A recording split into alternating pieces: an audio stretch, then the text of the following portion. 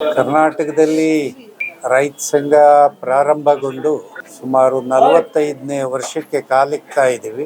ರಾಮನಗರ ಜಿಲ್ಲೆ ಅಂದರೆ ಬೆಂಗಳೂರು, ಹಳೆ ಬೆಂಗಳೂರು ಜಿಲ್ಲೆ ಕರ್ನಾಟಕ ರಾಜ್ಯ ರೈತ ಸಂಘ ಪ್ರಾರಂಭದಿಂದಲೂ ಇಲ್ಲಿ ರೈತ ಸಂಘದ ಸ್ಥಾಪನೆ ಆಗಿತ್ತು. ಕನಕಪುರದಲ್ಲಿ ಪ್ರಾರಂಭ ಆದಂಥ ಗ್ರಾನೈಟ್ ಕಲ್ಲಿನ ಚಳವಳಿ, ಗ್ರಾಮ ಸ್ವರಾಜ್ಯ ಕಲ್ಪನೆಯ ಕೆಳಗಡೆ ಪ್ರಾರಂಭ ಆದಂಥ ಹೋರಾಟ ಇವತ್ತು ರೈತರ ಬದುಕಿನ ಹೋರಾಟ ಆಗಿ ಬದಲಾವಣೆ ಆಗಿದೆ.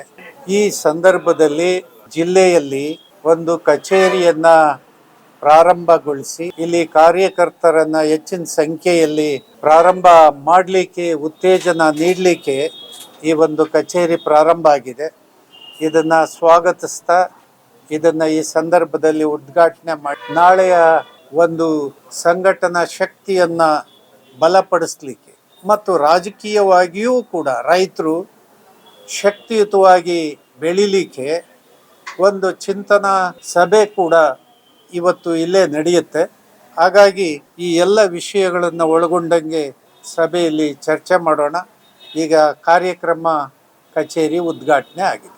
ಇಲ್ಲಿ ಸರ್ಕಾರಗಳು ಬದಲಾವಣೆ ಆಗೋದು, ಸರ್ಕಾರಗಳನ್ನು ನಾವು ಸ್ಥಾಪನೆ ಮಾಡೋದು ಏನಾಗಿದೆ ಅಂದರೆ ಯಾವ ವ್ಯವಸ್ಥೆಯಲ್ಲೂ ಏನೂ ಬದಲಾವಣೆ ಆಗೋದಿಲ್ಲ. ಯಥಾಸ್ಥಿತಿವಾದ ಮುಂದುವರಿಯುತ್ತೆ. ಭ್ರಷ್ಟಾಚಾರದಲ್ಲಿ ಏನು ಬದಲಾವಣೆಗಳು ಇಲ್ಲ. ಆದರೆ ರಾಜಕೀಯ ಬದಲಾವಣೆ ಅಷ್ಟೇ ಸೀಮಿತವಾಗಿದೆಯೇ ಹೊರತು ರೈತರ ಬದುಕಿಗೆ ಬೇಕಾದಂಥ ಒಂದು MSP ಗ್ಯಾರಂಟಿ ಬಿಲ್ ಇದುವರೆಗ ದೇಶದಲ್ಲಿ ಜಾರಿಗೆ ತರಲಿಕ್ಕೆ ಆಗಿಲ್ಲ.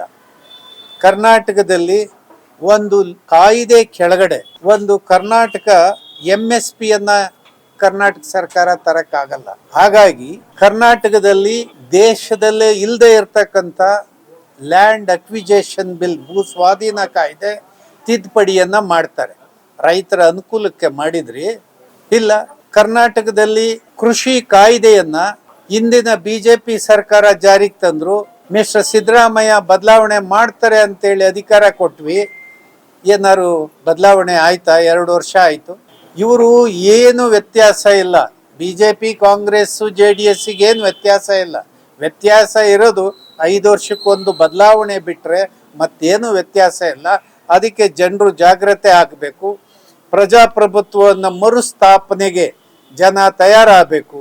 ನಮ್ಮ ಸಮಸ್ಯೆಗಳನ್ನು ಬಗೆಹರಿಸಿಕೊಳ್ಳೋ ದಿಕ್ಕಿನಲ್ಲಿ ನಾವು ಕೆಲಸ ಮಾಡಬೇಕಂತೇಳಿ ರೈತ ಚಳುವಳಿ ತನ್ನ ಕಾರ್ಯಚಟುವಟಿಕೆಯನ್ನು ಬದಲಾದಂಥ ಆಲೋಚನೆಯಲ್ಲಿ ಶುರು ಮಾಡಿದ್ವಿ.